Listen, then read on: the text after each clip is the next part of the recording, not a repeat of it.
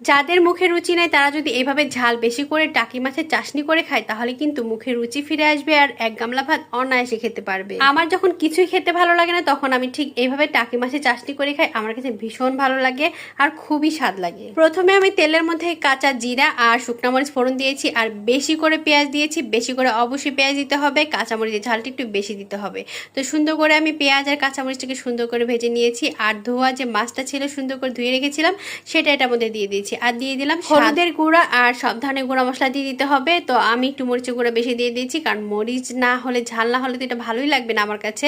আর আমি দিয়ে দিয়েছি স্বাদ অনুযায়ী লবণ, আপনারা এভাবে দিয়ে দিবেন। আপনারা সবাই আমি জানি এই মাছের চাশনিটা খুব ভালো করে করতে পারেন, তবে আমি যেভাবে করি আমি সেভাবে আপনাদের সঙ্গে শেয়ার করছি। বিশ্বাস করেন এটা দুর্দান্ত হয় টেস্ট। দেখেন না এর কালারটা কতটা সুন্দর হয়েছে, ইয়াম্মি একটা কালার হয়েছে। আর ঝালটা দিলে যে কি মজা লাগে, মনে হয় কি অল্প একটু দিলে অনেকগুলো ভাত খাওয়া যায়। তো দেখেন আমি কিন্তু মশলার সঙ্গে সুন্দর করে মাছটাকে একটু কষিয়ে নিয়েছি, তারপর একটু পানি দিয়ে দিয়েছি, মানে অল্প একটু পানি দিতে হবে সিদ্ধ হওয়ার জন্য।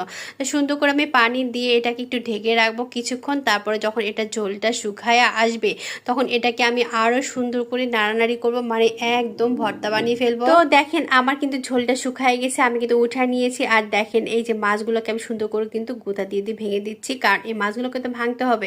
আপনারা চাইলে মাছগুলোকে আলাদা করে সিদ্ধ করে এটার কাঁটাটা ফেলে দিয়ে এটার মধ্যে দিতে পারেন, তবে আমার কাছে মনে হয় কাঁটা সহই আমি খাইতে ভালোবাসি, মানে কাঁটা সহই খেতে আমার ভালো লাগে। তো আমি আর কাঁটাটা ফেলিনি, যদি মনে হয়েছে যে এখানে একটু বড় বড় কাঁটা আছে তবে হাত দিয়ে ফেলে দিয়েছি।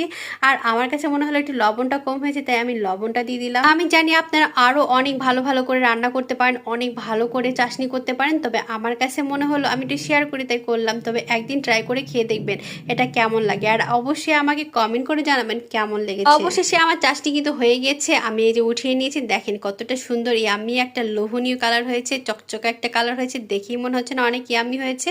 তো সবাই ভালো থাকবেন আর আমার পাশে থাকবেন। আল্লাহ হাফেজ।